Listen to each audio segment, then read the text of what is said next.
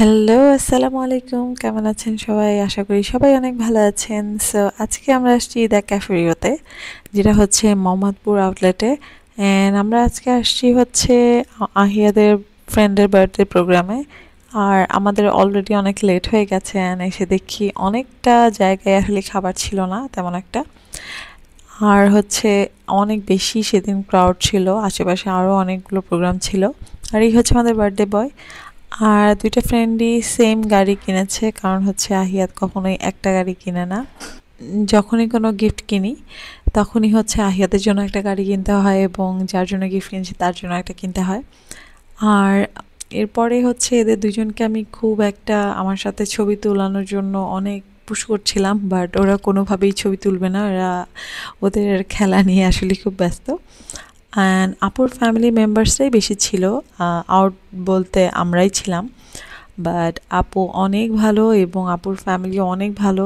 সবাই আমাকে অনেক সময় দিয়েছে, এবং আমার একটা মিনিটের জন্য মনে হয়নি যে আমি কাউকে আসলে চিনি না। সবাই অনেক আন্তরিক ছিল।